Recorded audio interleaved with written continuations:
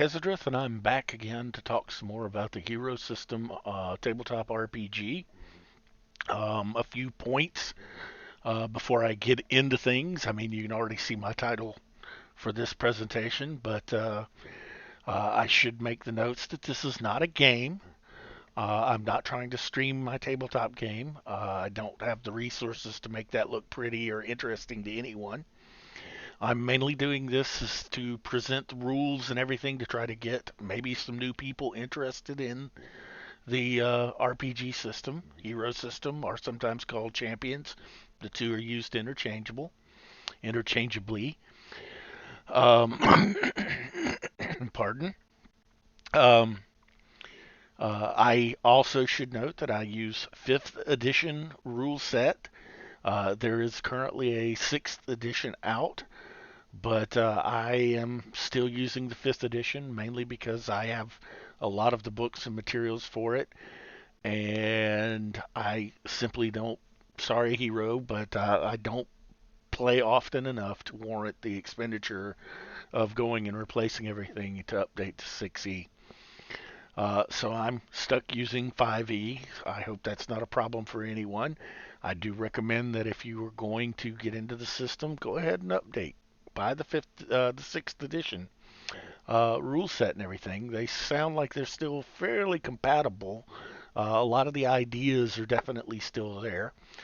So, support the company, support the writers, that sort of thing. Lastly, I also, in several of these presentations, use a software package called Hero Designer 6. And I highly recommend that because, as you will see some of in this presentation, there gets to be some level of mathematics involved, and the computer software really does a good job of taking a lot of the stress and strain of tapping away at your calculator uh, to making characters and so forth. So those are the little things I like to mention right up front to everyone, and about the system and about how I run it, how I use it, and about therefore what I'll be talking about. So tonight's presentation is going to be on skill rolls and skills. I know that sounds a little backwards, but I'm going to go into how you determine a skill roll first and what they mean, and then I'm going to go into various aspects of some of the skills, as you will see. All right, so with that in mind,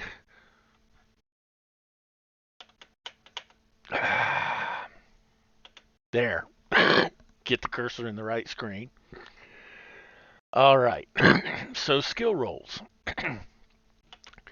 Skill rolls are almost always a characteristic roll, to be honest. There are exceptions, and we'll get into that momentarily. But if they are a characteristic roll based on a characteristic roll, then the roll is 9 plus the characteristic divided by 5. So, for example, if you have a dex of 13 and you bought an agility based, a dexterity skill, then you would have a roll of 9 plus 13 divided by 5, which is essentially 9 plus 2.6, or 11.6, which will round to 12. So for that particular skill, you would start out with a 12 or less on 3 die 6 roll to succeed at that skill. You're trying to rolling the 3 die 6 and trying to get the total of the dice to be 12 or less. Okay, so that's how that works. And this base type of base roll will apply to all skills that are dependent on dexterity or whatever other characteristic is involved. So a lot of these skills already have characteristics associated with them. Some don't. You just kind of have to check with the rule book when you're buying the skill. All right. So skill rolls. What do they mean? At what level are you competent and that sort of thing?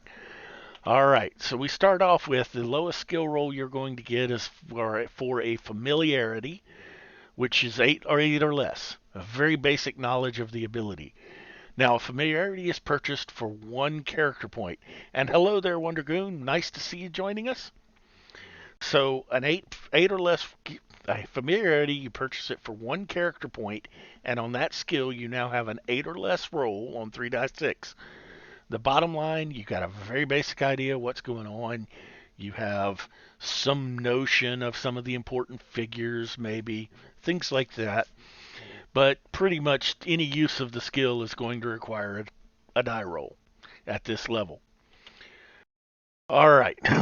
So if your skill roll is 11 or less, which will be the basis for a few background skills, as they're called, as we will discuss. Um, but 11 or less, you are competent. You can perform the routine tasks easily, no problem. Probably, may not even need a skill roll for that. And you could do that skill for a job. So if you had 11 or less and say demolitions, you could do the job of a demolitions person. Setting up the explosives and not blowing yourself up, things like that.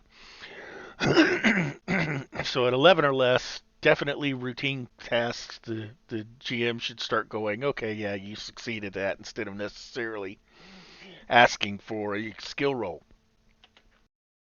At 12 or less, you are skilled. Routine tasks are now easy.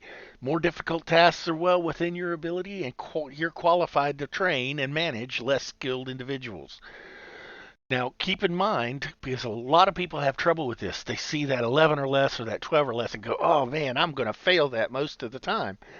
And they don't realize that 11 or less is roughly a 50% chance of success. So no, at 11 or 12, you're basically somebody who knows what they're doing. Pardon. Having trouble with my throat this evening. So keep that in mind, and don't let the numbers fool you, if you will, or escalate the numbers. 11 or 12 is probably about where a lot of your skills should be. But then we go on up to 14 or less. At that point, you are very skilled. The character is an acknowledged master of that skill. Unusual and difficult tasks are now pretty easy, pretty common. I mean, you are only going to fail on a roll of 15, 16, 17, or 18. Okay, so you've only got four numbers that can come up on 3 die 6 that will fail this roll if the roll is even required. Hello, Classic Daddy 88. Or 881, sorry. My old eyes are getting tired. Yes, we're talking a little bit about Hero System tonight. So if you want to join in. All right. So getting back to 16 or less, you're highly skilled. You're a world-class master of that skill. I mean, 3 die 6. Only a 17 or 18 will fail you. So, at this point, this is why actually at this point, this is where a lot of GMs set their maximum for starting skill levels. And so finally, we're at 18, or not finally, but we're get up to 18. You're now extremely skilled. You're one of the greatest masters in history of this skill. So you're not just world class here, Olympic level, if it's something like acrobatics. You're talking, you are one of the great masters that people will be talking about throughout time. So that link brings us to 20 or greater or less. Well, wait a minute. It's 3 die 6. 18 is as high as you can go. Yeah, this gives you some room for, penalties, not ideal situations, as we'll discuss. But at this level, you're now in the realm of superheroes, gods, heroes of myth, things like that. So as low as these skill numbers may seem, you've got to keep yourself from trying to overinflate what you need to get the job done. Okay, and GMs also need to consider that not everything needs to be rolled out, ROLLED.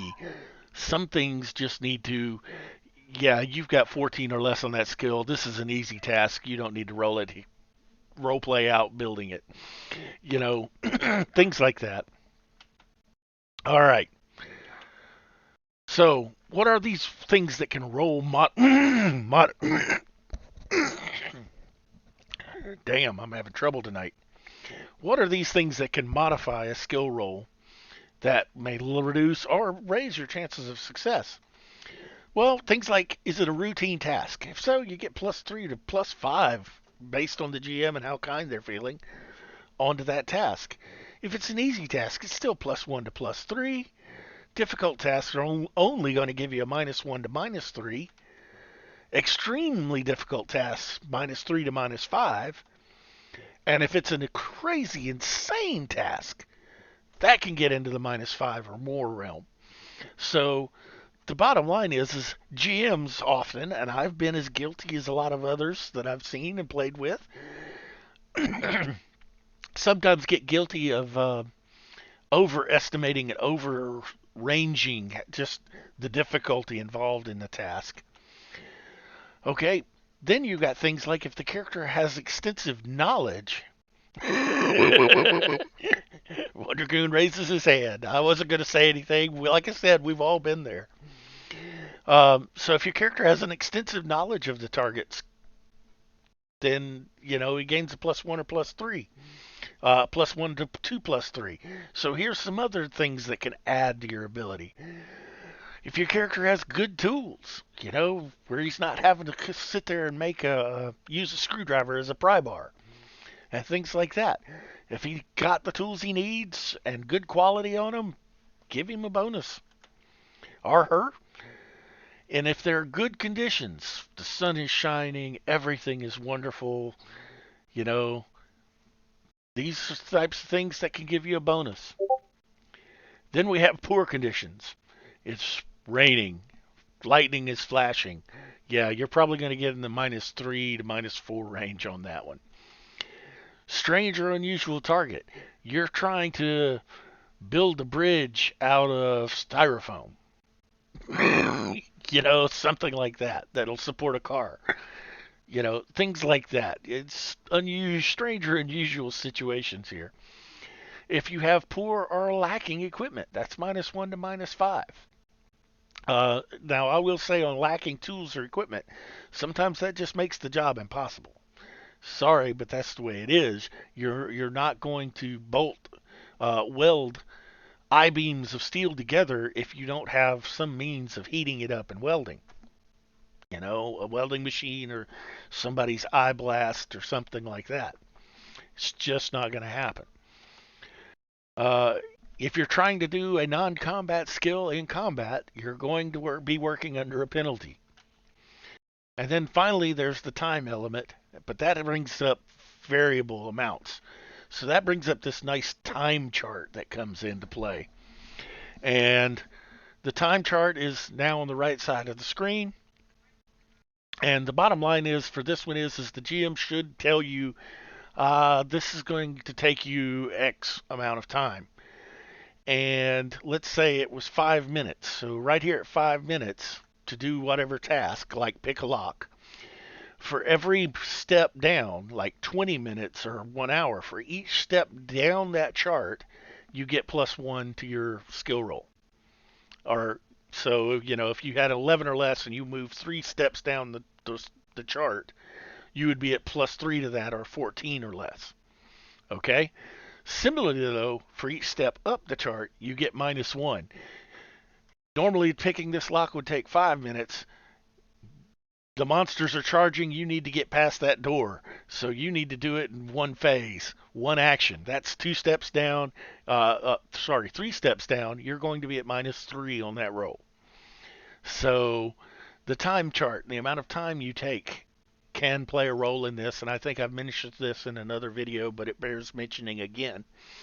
And so there's that involved. It also comes up, and this is a GM call. What if you get down here to like 1 season and you take 2 months? As a GM, I would count that as fulfilling the time increment. 1 month, however, would not, because that's the next time increment. So it's kind of a judgment. It's kind of a judgment call on whether you will allow them to get to the next step or not. A lot of GMs, though, are like hard. No, you did not make it to this point. That's their call. All right. So now we get into the skills. And we'll start by listing out what are the skills in the game that are called agility skills. These are based on dexterity. So that characteristic divided by 5, it would be your dexterity divided by 5 for these skills. And there's the list of them. Acrobatics, breakfall, climbing, combat driving, combat piloting, contortionist, fast draw, lock picking, riding, sleight of hand, stealth, teamwork.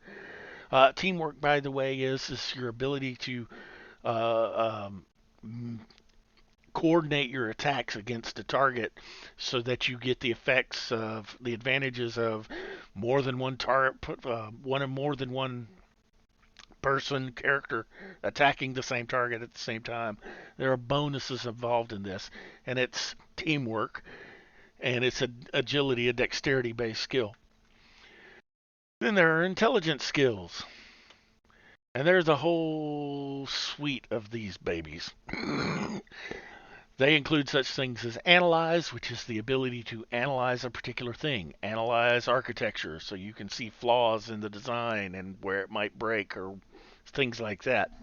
Or analyze a martial arts style so that you can, he's using, karate. That means he's probably weak against this type of technique. And you're able to analyze these sort of things. And you have to specify what your analyze is going against, by the way. Um, you know, but these are your intelligence based skills. And so it would be intelligence divided by 5 plus the 9 to get your base roll for any of those skills. Then there are interaction skills. Interaction skills are based on presence. These are their list. Now you'll see some on here that should not be based on comeliness, which is a stat, how good you look, like seduction. Well, no, subject seduction is still about your presence, how you project yourself, how you present yourself.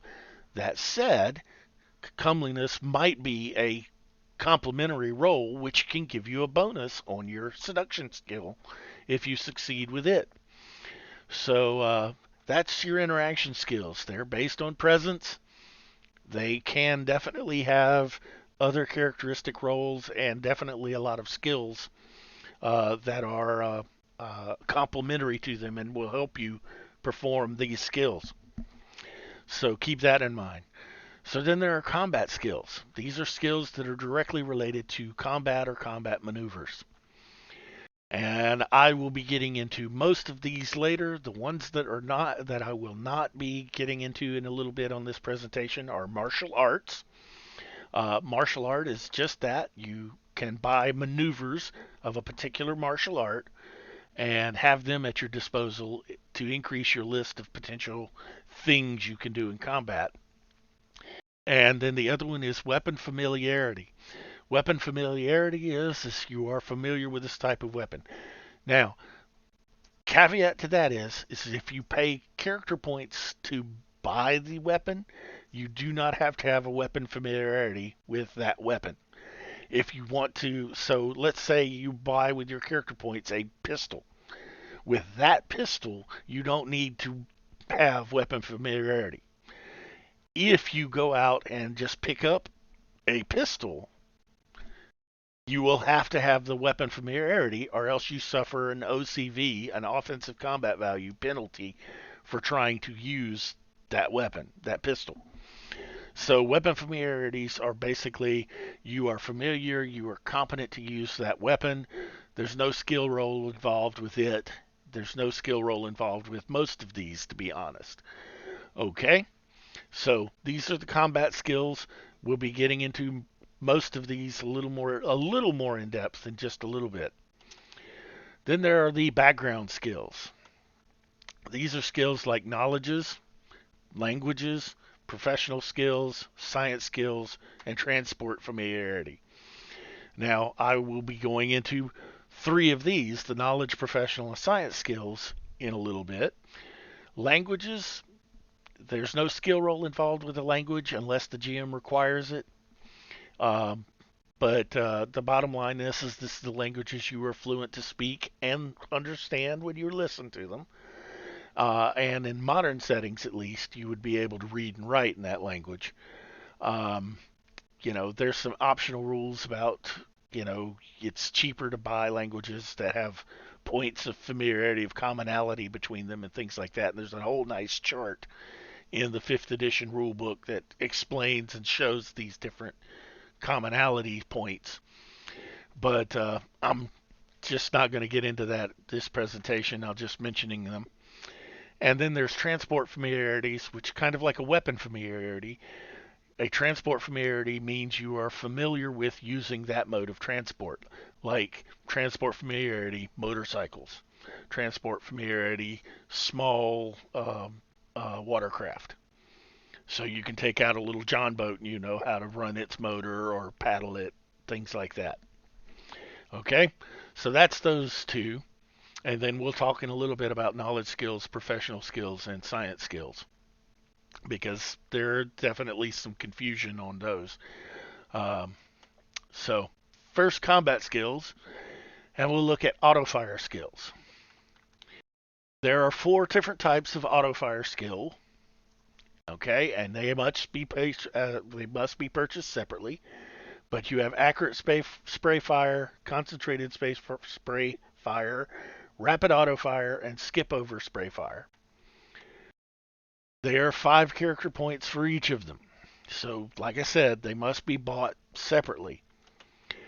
And what these do is these skills alter the penalties associated with auto fire, the various auto fire maneuvers. Because you can, with an auto fire attack, at its basic level, you get 5 shots with that attack on one attack, as one attack. So it shoots 5 times. Accurate spray fire lowers your DCV penalties for trying to lay them all onto one target. Concentrated spray fire allows you, actually, you're usually only able to hit it with one shot. Anyway, concentrated spray fire allows for a different type of, the bottom line is these allow you to use these maneuvers with auto fire type attacks at a lower penalty that's usually associated with the maneuver. Okay? So they help reduce some of the penalties associated with these auto fire and sweep type of attacks. All right? So then there's defense maneuver. Defense maneuver is basically being able to move well in combat so that nobody can get advantage on you, if you will. So there are 4 levels to it. At level 1, no attacker is considered to be attacking from behind you. So in other words, no sneaky backstab. 3 character points and you've got that level. Now, to use defense maneuver takes a half phase action. I seem to recall, just a second, I got a question. I seem to recall playing a halfling monk with an auto fire for his flurry of blows. That's exactly the type of thing for that the auto fire skills help with. Being able to place more than one of those shots well onto the same target or onto multiple targets and just beat around him. Things like that. That's what the auto fire skills are, exactly what they're designed to help with, to make them better. So where was I? Defense maneuver level 1. It takes a half phase action, which means if you're using defense maneuver, you can do a half move and you're done, or you can defense maneuver and attack and you're done, but you can't do half move like you normally could and attack and use defense maneuver. Defense maneuver takes up a half action. Okay? At level 2, nobody gets multiple attacker bonus from you. So you could be surrounded by 5 attackers, and not only because they must be purchased in order. So at level 1, nobody's behind you. You're moving around, dodging real well. At level 2, the fact that there's more than one of them doesn't matter anymore. They don't get a bonus for that. And that's 2 additional points. At the level 3, you don't even have to be aware that the attacker is there. And your defense maneuver still works to keep them from getting bonuses against you. On you, I should say. And that's plus 3 more points. And at level 4, it no longer requires a half phase action. You just do it out of habit. Okay? and that's +2. So, bottom line, defense maneuver can cost anywhere from 3 to 10 character points. They must be purchased in order down that list, each one in its time. And if you go all the way to the 10-point level, basically no backstabbing, no multiple attacker bonuses, even if you're not aware that the guy was there, and it no longer requires a half phase action. So you can do a half move and attack still and be using your defense maneuver. So that's what defense maneuver is about. And again, no skill roll involved for any of this. So there we go. So the next one is the rapid attacks. This can be bought for either ranged attacks or hand-to-hand attacks. And it makes attacks with rapid fire maneuver, auto fire skills that we've mentioned above, or the sweep maneuver. It makes them where they all take a half phase action instead of a full phase action. Okay? So it allows you to use them more readily. You still have half phase action to move into position, then attack, or something to that effect. The cost for each of them is 5 points. So you gotta, if you want it with both hand-to-hand and ranged, you're going to be spending 10 points. Kind of simple. All right. And so then there's 2 weapon fighting. It may be purchased multiple times. Costs 10 character points for each time. It's purchased for ranged, hand-to-hand, but if you have multiple limbs, so in other words, you're like an octopus, you can buy it multiple times so that you can use the weapon in each of your tentacles or whatever. All right? Bottom line, this is similar kind of idea as some of the other skills. It allows the use of rapid fire and sweep maneuvers, even if the GM is not normally allowing those. So this is not to counteract your GM, but if your GM is still going to say no, then he should have just said no to 2 weapon fighting to begin with. Okay? It changes the DCV penalties for the use of an offhand, or the OCV penalties. I messed up there. It changes them, reduces the OCV penalty for having an offhand weapon. And it changes the modifiers, the penalties for using rapid fire sweep maneuvers. Again, I'm not going to get into the combat maneuvers. That's another stream. But, 2 weapon fighting is about reducing some of these penalties that are associated with this and allowing the use of certain maneuvers if they're normally not allowed in the game. But if those maneuvers aren't being allowed in the game, you probably want to just ask the GM if he's even going to allow 2 weapon fighting in the first place then. Oops, I forgot to animate. So now we're into combat skill levels. And this is where it can get complicated. Combat skill levels. For each combat skill level, you can raise your OCV, your offensive combat value, how easily you hit targets, by +1 for each level. You can increase your DCV, your defensive combat value, how hard you are to hit, by 1 for each combat level. You can increase the damage an attack does, for the most part, with combat levels. But again, it depends on what type of campaign you're in. In a heroic level campaign, +1, you get +1 damage class for every 2 combat skill levels used for that purpose. So to get any benefit, you've got to apply at least 2 combat skill levels to increase the damage of the attack.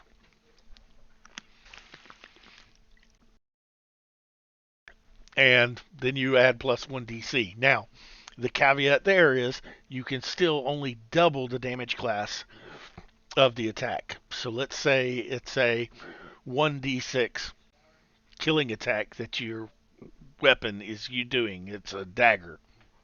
Okay? That dagger at 1d6 has a damage class level of 3, which means you could double that to 6 or 2d6. Cannot more than double the damage class of the weapon. Okay? So there's the caveat. For superheroic campaigns, you can either use 2 combat levels to either add 1 body to a killing attack, to the damage of a killing attack, up to the maximum of the dice, or you can, if it's a normal attack, an energy blast, say, you can add +3 stun to that attack up to the maximum that could be rolled on the dice for 2 combat skill levels. Okay? But all of this is contingent on just which combat skill levels, what level of combat skill level you've purchased. Okay? So, Jesus, it's gotten noisy upstairs. So, what are the levels of combat skill levels? Levels of combat skill levels. There's a 2-point combat skill level. This applies to one and only one type of attack: broadsword, longsword, heavy bow, a particular energy blast on your character sheet. They apply to that one type of attack only. Okay? Uh, you may apply it to a combat maneuver like strike, but you must specify what mode of attack strike it is. So, in other words, strike with a punch or strike with a sword. Okay? Sword slash. It will not apply to every type of strike that you could do. Let's see. My favorite use of these was always been for called shots. I aim for the head. That is definitely one place where these can become useful. And there's another combat skill that can be even more useful for that I'll go over in just a minute. So hang tight there, Classic Daddy 881. Now, 2 points combat skill level CSLs can only be used to raise your OCV. They cannot be used to improve your DCV. They cannot be used to improve the damage. They can only be used to increase your OCV. Then there are 3-point CSLs. Combat skill level CSL. Okay? These can apply to 3 related maneuvers or attacks. So, something like that would be a single martial art style. 3-point CSL could be applied to karate. All your karate martial arts maneuvers can take advantage of that CSL. The powers within a single power framework. So you say you've got a multi-power, which is a type of power framework. The 3-point CSLs could apply to every attack that you have in that multi-power. It could be used for pistols. Not firearms in general. That's too broad. But pistols, swords, or you could apply it to any 3 combat maneuvers. So say strike, move by, um, dodge. Okay, any 3 combat maneuvers. These may be used to increase OCV, DCV, or to increase the damage. So we're back to they are where they start becoming versatile. Okay. At the 5-point level, they may be used to increase damage, +1 OCV, +1 DCV, but it's as per the following rules. Can be with all hand-to-hand combat. So you buy a 5-point skill level, you're good at all hand-to-hand stuff. It can be with all ranged combat.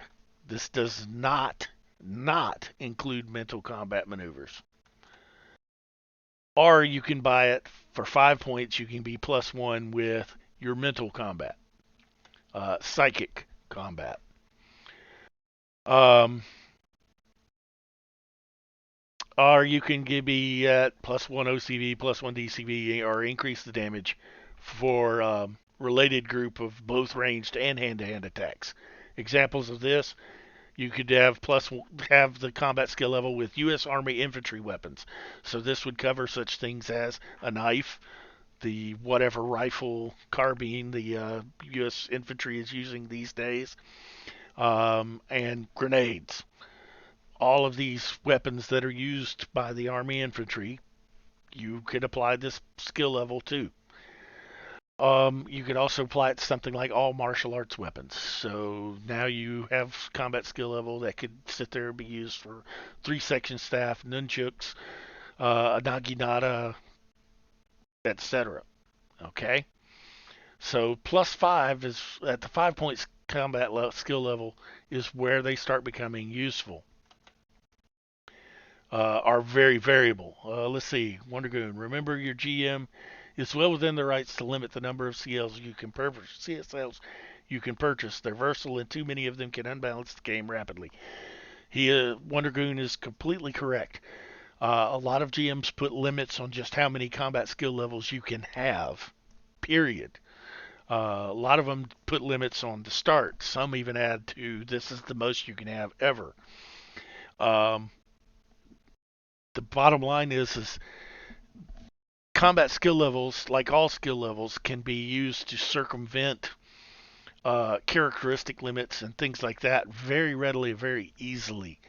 And so, yeah, it's something to watch out for if you're a GM. Just how many combat skill levels do they have? And more importantly, in my mind at least, is how many overlap can be used for the same type of attack. So keep that sort of thing in mind. Um, a 5 point level can also be used for +1 DCV with all against all attacks. So hand to hand or ranged. You see all these others, if you bought the 5 point CSL with just hand to hand combat, you could use it as +1 DCV, but that would only be against hand to hand attacks. Or you could buy a 5 point CSL that gives you +1 DCV against all attacks. Okay? And of course, you can get +1 DECV versus all types of mental attacks.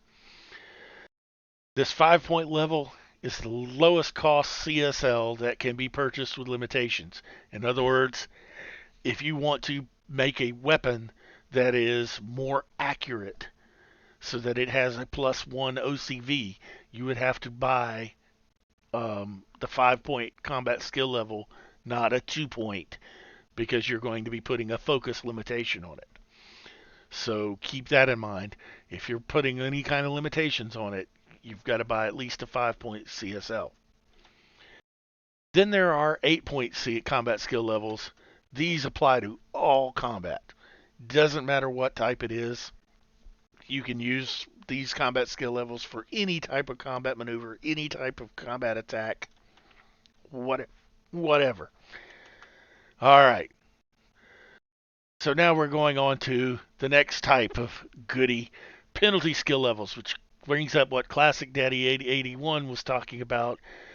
You can aim for the head because these skill levels, these combat skills, are used strictly to negate an OCV penalty for a particular type of penalty. So this could be range penalties, penalties applied because you're at a range from your target, or hit location.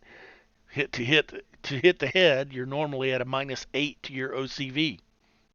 Okay, you can buy some penalty skill levels to counteract part or even all of that -8. Okay, there are throwing penalties because if your object you're throwing is not aerodynamic, you're at a penalty for hitting it with that weapon. Okay. Uh, they can only negate penalties. You can't get a bonus from the use of these penalties. So let's say you had 8 penalty skill levels against hit locations, and you decide to target the chest, which, if I'm remembering correctly, well, why trust my memory? I've got a handy dandy character sheet over here with the hit location chart on it. So the chest is normally a -3 to your OCV for it. You have 8 penalty skill levels versus hit locations. You could take 3 of them then and now be at 0 to aim specifically for their chest. Okay? Well, couldn't I use all 8 and gain +5? Nope. That's what we're talking about. These levels can only negate penalties. They cannot give you a bonus. Okay? The cost of these penalty skill levels varies from 1.5 character point to 3 character points per level, based on 1.5 character point skill level penalty skill levels only work with a specific attack. This pistol, okay? Such as that. Not any pistol, this one type. So, or a particular type of sword, only with broadswords, something like that. Then there are the 2-point skill PSLs, which can be used with any 3 maneuvers or a tight group of attacks. So that would be pistols in general or something like that. And at the 3-point level, the PSLs work with all of your attacks. So, it doesn't matter what you're attacking with, you can use that penalty skill level. GMs should not allow these to counter maneuver OCV penalties. Some maneuvers, let me choose a good one here. Disarm. The disarm maneuver has a -2 OCV penalty on it. Penalty skill levels should not be able to negate that. So you should not allow anybody to buy penalty skill levels to negate that type of penalty. Okay? You should also not allow them to buy it to negate the penalty for not being familiar with the weapon. Well, what if I want my character to just be familiar with all weapons? Then buy that many weapon familiarities. It's really, these types of things are not designed or put in there to allow you to circumvent the need for another skill. So that's why these types of things should not be allowed. Basically, you want to counter the OCV penalty for a maneuver by regular combat skill levels, not penalty skill levels. You want to negate the penalty for not being familiar with the weapon by weapon familiarity for that weapon. Okay? So, now we're on to background skills, and I really will have to keep in mind that the pulse animation does not hide the box until you are ready to see it. So we're going to start with knowledge skills. Okay? Knowledge skills basically cover places like cities and areas, groups, cultures, and things. You are knowledgeable about these subjects. Okay? Knowledges about cities are often referred to as city knowledges, abbreviated CK. Knowledge of a particular area, like, say, a state in the U.S., would be an area knowledge, an AK. This skill could be knowledge of a particular group or type of people, or even a single person. You could have knowledge skill Bill Gates. You know what he has for breakfast every day then. Okay? It's that sort of thing. You know what his routines are. He goes jogging at 8 o'clock every morning. It's that sort of thing. Or it could be street gangs in a particular city, or a particular street gang. The knowledge skill basically is limited. Knowledge skills are basically limited by your imagination and how many points you want to devote to being knowledgeable about all these things. Oh yes, knowledges of a particular culture are often referred to as cultural knowledges, and abbreviated CUK. All right. This could also be a knowledge of one other skill. Examples: you could have knowledge skill acrobatics. This would allow you in no way, as my pulse box down here says, does not grant you in any way the ability to use the acrobatic skill. You want that, you have to buy acrobatics. But you could have knowledge skill acrobatics. You'd now know how to the various moves. You'd know how to judge a competition, such as that. Knowledge skill martial arts. You do not have any martial arts ability or martial arts moves, but you know the styles. You know what to look for. You know the potential moves that each style might make, or that the style might make. You know its strengths and weaknesses, preferred attacks. All that sort of thing. You could have knowledge skill demolitions. This would be a theoretical knowledge of the methods of demolition. You maybe even know how to work out how to do a precision drop, but you can't do one. But this is how you would go about it. This is what a knowledge skill is. If you want to be actually able to use the skill, you've got to buy that skill. Okay? Yeah, that's something to watch out for and to be careful of. So then there are professional skills. These are skills for performing crafts, tasks, and the like. So this is how to do something. Okay? Again, there are certain skills that already have this is how you do them. So they shouldn't supersede or circumvent that. So this can be things like hobbies or interests, such as that. It doesn't have to be big things. If your character has, um, your character likes to write poetry, you could have professional skill poet. Okay? So examples, professional skill plumber. You don't know anything about how to gauge pressure or friction and flow or anything like that, but you know how to put pipes together. You know how to change the wax ring in a toilet. You know what you might not know why there's a wax ring in the toilet system, but you know how to change it. Professional skill sculptor. You know how to sculpt in various media. Professional skill campaign manager. You know how to run a political or an ad campaign. You'd probably need to specify which type of campaign manager you know how to do. But basically, a professional skill, you know how to do something.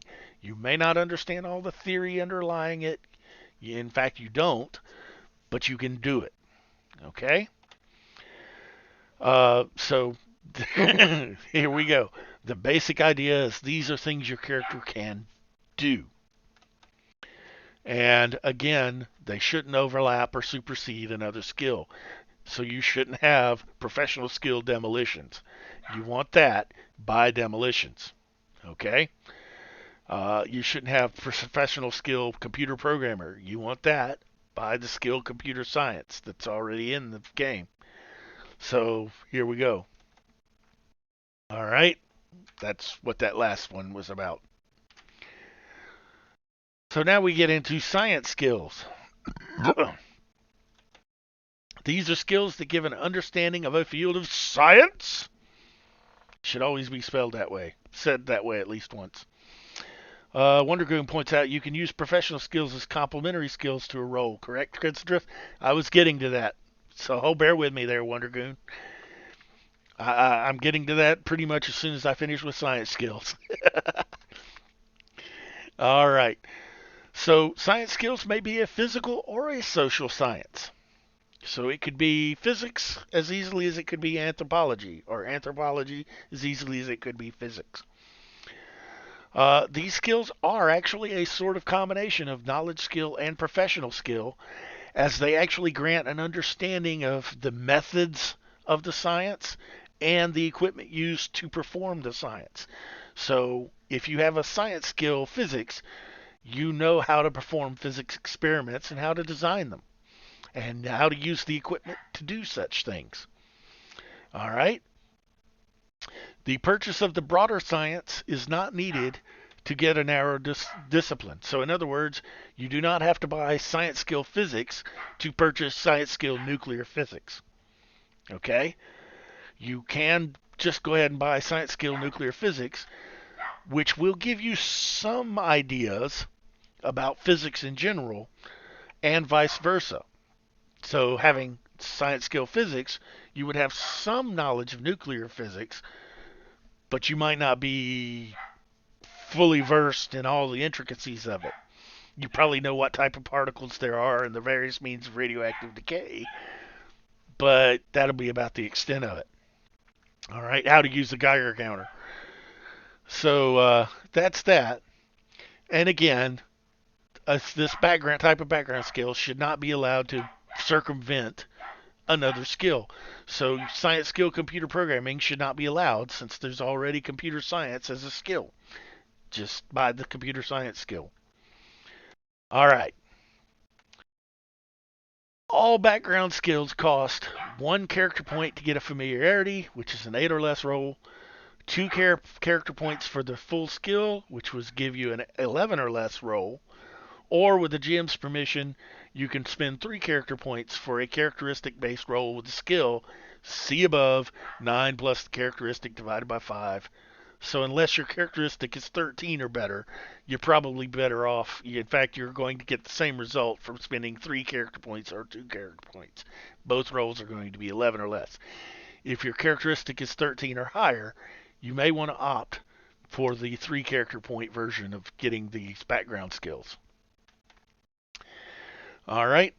With the exception of familiarities, all of these skills you can purchase +1 with them for 1 character point. Now, the other skills, the non-background skills, to get +1 on that skill, you would have to spend 2 character points. But for background skills, you can get +1 for 1 character point. That's even if it is a characteristic based roll. Um, and here we go with Wondergroon's point. All these background skills can often be complementary skills for other skill rolls, including other background skills. That's kind of neat. So, examples: knowledge skill architecture could be used as a complementary skill for demolitions. You know where the weak points in the building are, you know how to identify them. So, that helps you out in setting the charges and getting the most out of your demolitions bang. Knowledge skill computer operating systems might be a complementary skill to a computer science skill role to hack into a computer system. You know how their operating system works. You know about it. You know its weak points and can utilize them. Knowledge skill French poetry might be a complementary skill for a seduction check. Because, how many times in the movie is some guys started spouting off French poetry and had ladies swooning.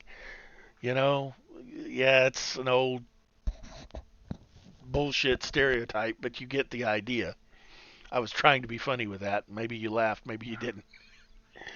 Okay. Finally, science skill metallurgy might be a complementary for a professional skill contractor because you know how to know metals, so you can appropriately buy the type of alloy or metal you need to get the construction job done. So the point here is let your imagination work for you here. Don't be afraid to say, hey, could this be a complementary skill?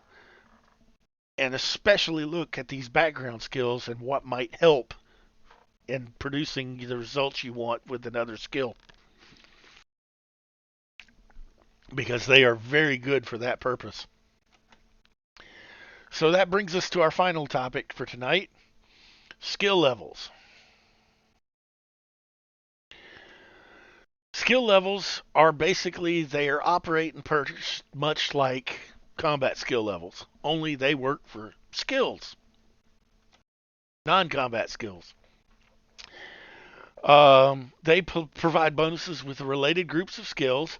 So at 2 points, you can get a +1 with a single skill or characteristic roll.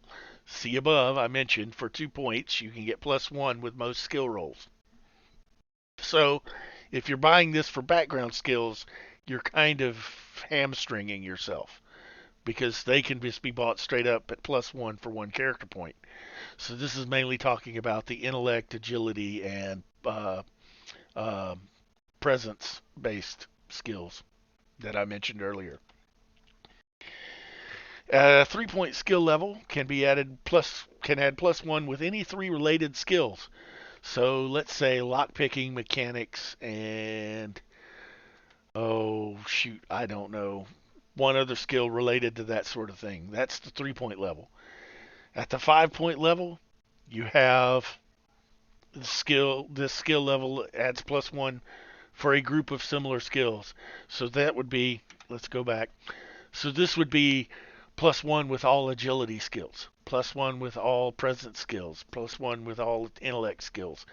So at 5-point level, you've got +1 with a group of similar skills.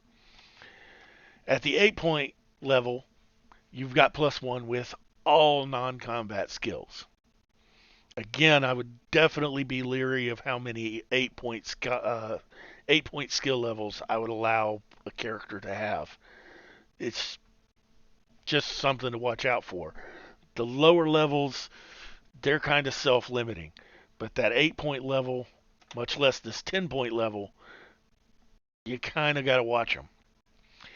Because the 10-point skill level can be +1 to any skill or any characteristic roll, and it can be used as a combat skill level. Haha.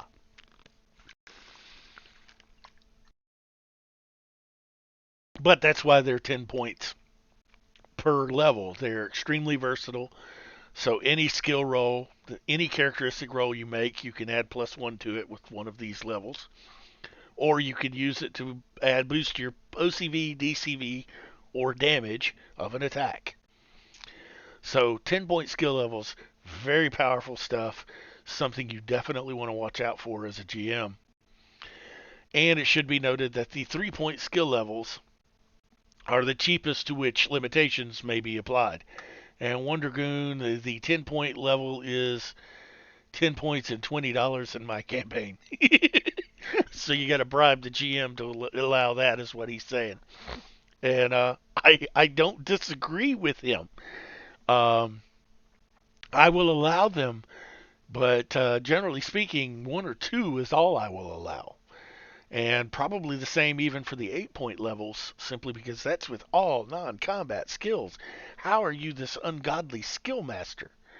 I want to see that background. I want to understand this character. Make me believe it. And so that's, I guess, where I really should wrap up is with all of this, the character should come together and be a unified whole. If you can't explain to the GM why your character should have this based on their background and their nature, chances are you should talk yourself out of it. And similarly for GM when making up a villain or a antagonist for your game, the same thing should apply. You know, what purpose does this have? You have a little more leeway because villains and antagonists from the GM's point of view should fulfill a role, a purpose. So you have a little more leeway, and then does this help me fulfill that purpose, that role? If it does, put it there. Okay? But for player character, you know, you've got to watch these things as a GM, or you will end up with an unplayable game because things are too unbalanced. Um, so keep that in mind. And with that in mind and in this bag, I'm going to call this stream a close unless I have any questions or comments from either of my current gallery members, which are Classic Daddy 881 and Wondergoon. No comments or questions. I'm going to call it a night.